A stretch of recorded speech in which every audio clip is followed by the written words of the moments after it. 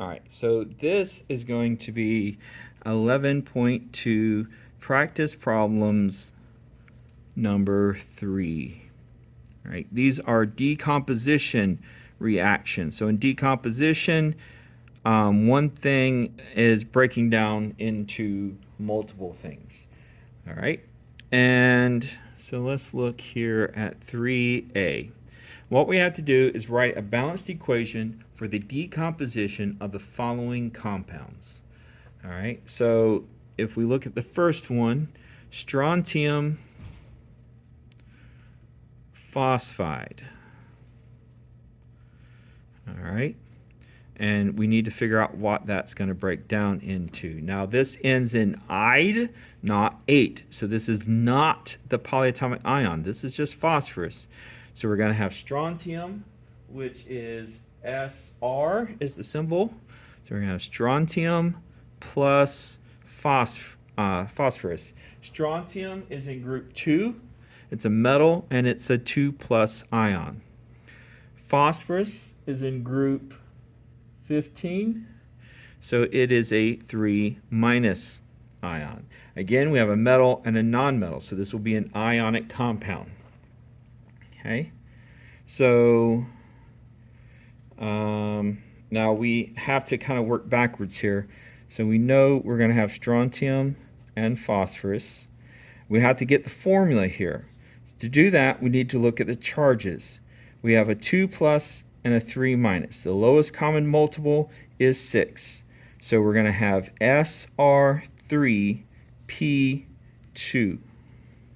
All right, so now that we have our equation, we just need to balance it. So we have strontium and phosphorus. Okay, so Sr, we have 3, P, we have 2. We have 1, and we have 1. All right, so balancing this should be fairly easy. We need 2 phosphorus on this side. We need 3 on that side. So our final equation would be Sr3P2 produces 3 atoms of strontium plus 2 atoms of phosphorus. All right, so now let's look at 3b.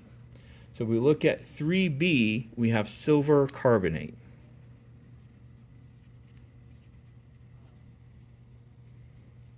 Okay, all right, so we have silver carbonate. Now silver is Ag+, and carbonate is CO3 2-.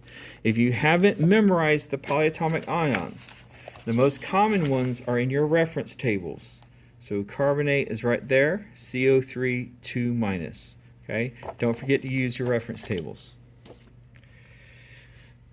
So that means that our formula, we need a common multiple of 1 and 2, so that would, the lowest one would be 2. So we'd have Ag2CO3.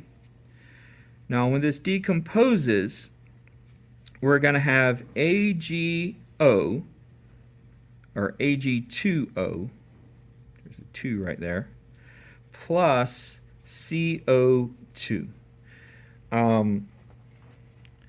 One of the oxygens can stay with the silver, because remember, the oxygen is 2-. And so we have 2 silvers that can bond with 1 oxygen.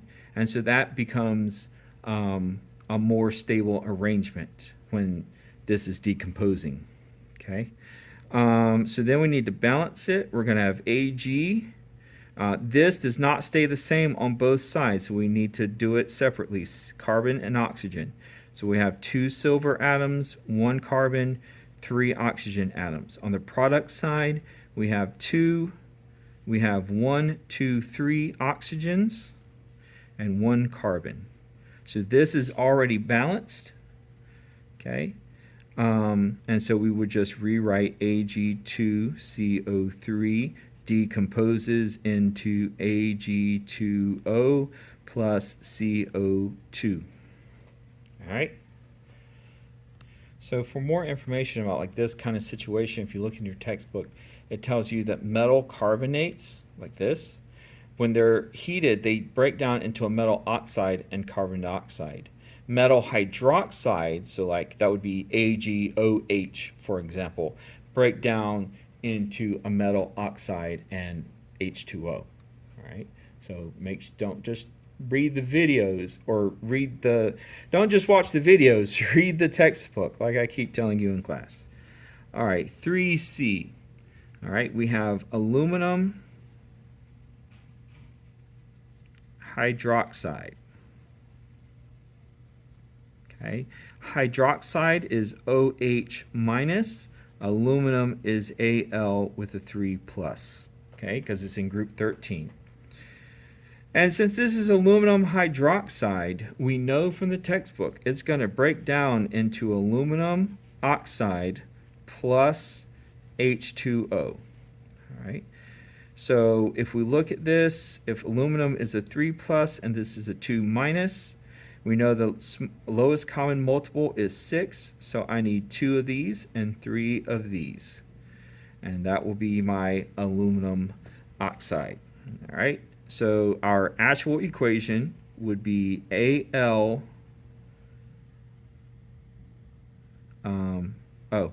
AlOH3, that's aluminum hydroxide.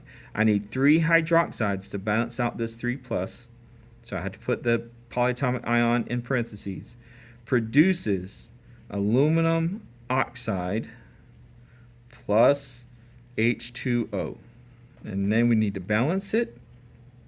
OH does not stay the same, so we have to treat those as individual elements.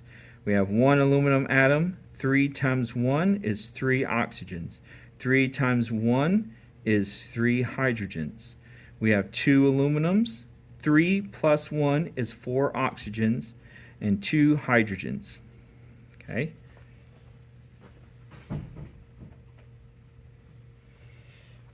All right, and then let's see here. I'm going to start with the oxygen. All right, so the only way I can add oxygen over here is I have to add a whole nother molecule of aluminum hydroxide. So I'm going to put a 2 here. So everything on the reactant side gets doubled.